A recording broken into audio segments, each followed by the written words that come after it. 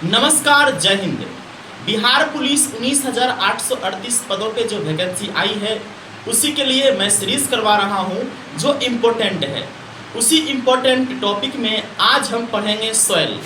Soil जिसको हिंदी में कहते हैं मृदा और उर्दू में कहते हैं मिट्टी। मिट्टी के अध्ययन को हम पेडोलॉजी कहते हैं। मिट्टी के अध्ययन को हम पेडोलॉजी कहते हैं। मिट्टी के अध्ययन को हम लोग पेडोलॉजी कहते हैं। ऐसे तो भारत में 8 प्रकार की मिट्टी पाई जाती है, लेकिन जहाँ से क्वेश्चन पूछी जाती है वो 4 प्रकार है। उसमें से पहला है जलोढ़ मिट्टी, दूसरा है लाल मिट्टी और तीसरा है काली मिट्टी और चौथा है लेटेराइट मिट्टी। हम इन चारों मिट्टी को एक एक करके इम्पोर्टेंट बात को पढ़ेंगे। तो सबसे पहले है जलोढ़ मिट्टी। जलोढ़ मिट्टी, अच्छा, जो भारत में मिट्टी पाई जाती है उनमें सभी मिट्टियों में इन तत्वों की कमी होती है, जैसे नाइट्रोजन, फास्फोरस, ह्यूमस, इन सारे तत्व की कमी होती है। आइए हम पढ़ते हैं जलोढ़ मिट्टी के बारे में। सबसे पहले जलोढ़ मिट्टी का जो क्षेत्र है वो उत्तरी मैदान है। मिस भारत के उत्तर दिशा में मैदानी भाग में ये मिट्टी पाई जाती है और इस मिट्टी में, मिस जलोढ़ मिट्टी में चूना और पोटेशियम की प्रचुर मात्रा रहती है। जलोढ़ मिट्टी में धान, गेहूं, मक्का, तिलहन और आलू की फसल उगाई जाती है। अच्छा, जलोढ़ मिट्टी 2 प्रकार का होता है। पहला होता है बांगर और दूसरा होता है खादर। बांगर पुरानी मिट्टी को बोलते हैं और खादर नई मिट्टी को बोलते हैं। मिस जलोढ़ मिट्टी जो नया बनता है उसको बोलते हैं खादर, और जो वो मिट्टी पुराना हो जाता है उसको बोलते हैं बांगर। ये था जलोढ़ मिट्टी की कुछ बातें जो कि बहुत ही इम्पोर्टेंट है, एग्जाम में पूछे जाते हैं। ऐसे मिट्टी का निर्माण तुरंत में नहीं होता है, इसे निर्माण में बहुत समय लगता है। आइए दूसरी मिट्टी है लाल मिट्टी। लाल मिट्टी के बारे में पढ़ेंगे। तो लाल मिट्टी तमिलनाडु और आंध्र प्रदेश के क्षेत्र में पाए जाते हैं।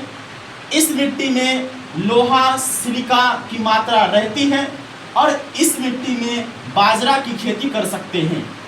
और इस मिट्टी में जल को सोखने का गुण होता है।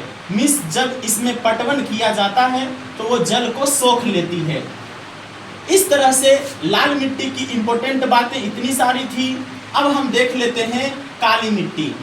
काली मिट्टी मध्य प्रदेश, गुजरात, महाराष्ट्र और कर्नाटक वाले क्षेत्र में पाए जाते हैं।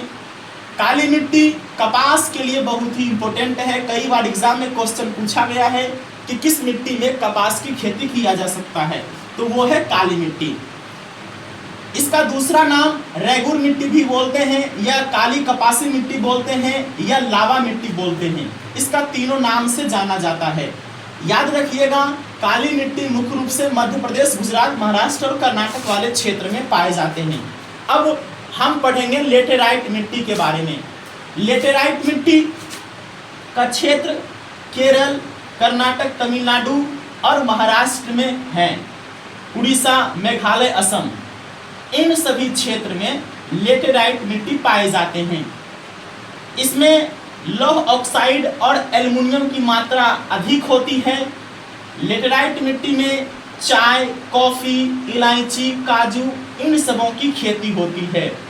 लेटेराइट मिट्टी का दूसरा नाम मखरली मिट्टी के नाम से भी जानते हैं।